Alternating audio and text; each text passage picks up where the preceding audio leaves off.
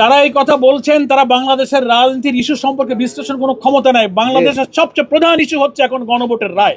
এর চেয়ে বড় পলিটিক্যাল ইস্যু আর হইতে পারে। যিনি বলেছেন তিনি হয়তো সরকারের চাটুকরকে খুশি করার জন্য এটা বলেছেন। আমাদের আজকের এই আমন্ত্রণে তো অনেক সিনিয়র সাংবাদিকরা সম্পাদকরা এসেছেন। বিশেষ কোনো কারণে অনেকে আসতে পারেননি, তারা টেলিফোন করে আমাদের কারণও জানিয়েছেন। আমরা তাদের প্রতি কৃতজ্ঞ এবং আমরা গণমাধ্যমের সাথে জামাত ইসলামীর কোনো দূরত্ব আছে বলে আমরা মনে করি। উই আর ট্রাইং, আমাদের সাধ্য অনুযায়ী সর্বোচ্চ চেষ্টা করে যাচ্ছি।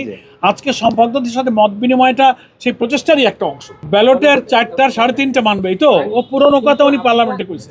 লোডশেডিং কিংবা ঘরের বাইরের তীব্র গরমে ওয়ালটন রিচার্জেবল ফ্যান থাকলে থাকবে শুধু বাতাস আর বাতাস। আপনি বিং এ জার্নালিস্ট, আপনার নলেজে আছে। আমাদের আমির জামাতের বক্তব্যটা আমরা আবার স্মরণ করে দিই।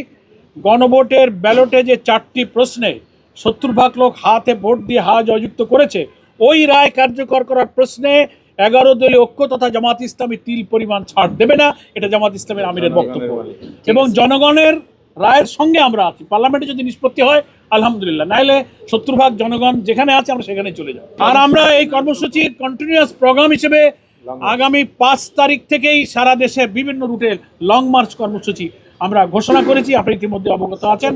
5 তারিখে সকাল 7টায় শাপলা চত্বর থেকে চট্টগ্রামের উদ্দেশ্যে আমাদের লং মার্চের বিশাল গাড়িবহর যাত্রা করবে। সারা দেশের মানুষকে, এই রুটের সমস্ত জনগণকে অংশগ্রহণ করার, সফল করার জন্য আমরা সহযোগিতা কামনা করেছি। গণমাধ্যম কর্মীদেরও সহযোগিতা আমরা কামনা করি। যারা এই কথা বলছেন তারা বাংলাদেশের রাজনীতির ইস্যু সম্পর্কে বিশ্লেষণ কোনো ক্ষমতা নাই। বাংলাদেশের সবচেয়ে প্রধান ইস্যু হচ্ছে এখন গণভোটের রায়। এর চেয়ে বড় পলিটিক্যাল ইস্যু আর হইতে পারে। যিনি বলেছেন তিনি হয়তো সরকারের চাটুকরকে খুশি করার জন্য এটা বলেছেন। না, এটা এখানে আলোচনা হয়েছে। সম্পাদকরা আমাদের এই ধরনের আন্দোলনকে অ্যাপ্রিসিয়েট করেছেন যে আন্দোলন আপনারা রাজপথেও করতে পারবেন, পার্লামেন্টও করতে পারবেন। এবং জাতীয় সংসদে ইতিপূর্বের বিরোধী দল কী সব ভূমিকা পালন করে দেশকে অস্থিতিশীল করেছে, অকার্যকর করেছে, সম্মানিত সম্পাদকরা সেই সমস্ত ইতিহাসও স্মরণ করেছেন। সেক্ষেত্রে আপনারা যে ব্যতিক্রম, সেটাও উনি প্রশংসা করেছেন এবং আমরা সংসদকে কার্যকর রাখতে চাই, কিন্তু সেটা কনস্ট্রাকটিভ এবং রেসপন্সিবল একটা অপোজিশন হিসেবে আমরা দায়িত্ব পালন করতে চাই। সম্পাদকরা এটা স্বীকার করেছেন। আমরাও তো বলেছি যে সরকারের দায়িত্বে যারা আছেন তাদেরকেও দায়িত্বশীল হতে হবে, তা নাহলে শুধু বিরোধী দল একা সব দায়িত্ব নিয়ে দায়িত্বশীল হতে পারে না।